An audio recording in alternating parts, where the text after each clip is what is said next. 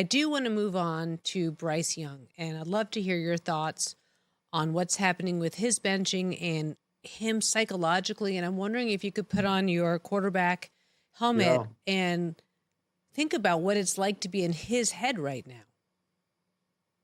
Look, I've said this before, you need a lot of help to play quarterback. You need a lot of help to play as a pro, but I mean, especially quarterback in football, I always say from the owner on down, you need incredible support.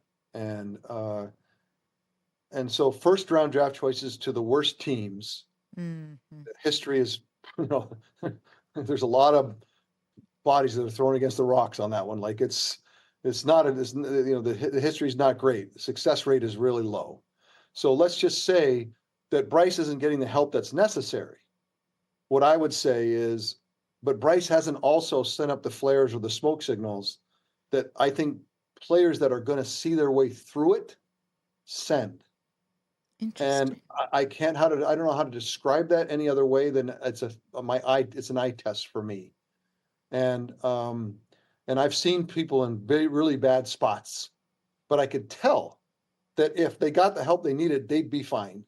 And so Bryce getting benched is really, in a way, it's probably to give him some space to heal, right? Things are happening that he's not even giving people that sense that, hey, look, give me enough help to the coaching staff or to the owner or to the fans or anyone else in the area. Look, give me enough help, I'll be okay. And so we're going to bench you because we don't know that that's actually the case. And that's where things get really hard, because now there's a certain glow that's around a high draft choice that gives you lots more opportunity, gives you inevitably more chances. And when you run out of those chances, and one of the worst teams in the league and struggling teams in the league now takes the great hope that they have and puts them on the bench, that just changes the dynamic. And now it really is about Bryce. In other words, okay, Bryce, we've now said you're sitting, you're the great hope we have, and we're going to put you on the bench. You're not going to play, not going to help us. Now it becomes like, okay, Bryce, what are you going to do about that?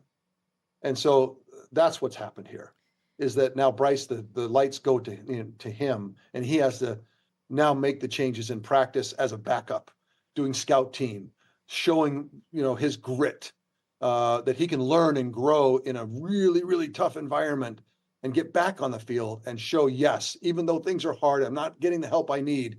I want to show you that I can figure this out and give you signs that I'm going to be a good player. And this is a referendum on the grittiness of Bryce right now.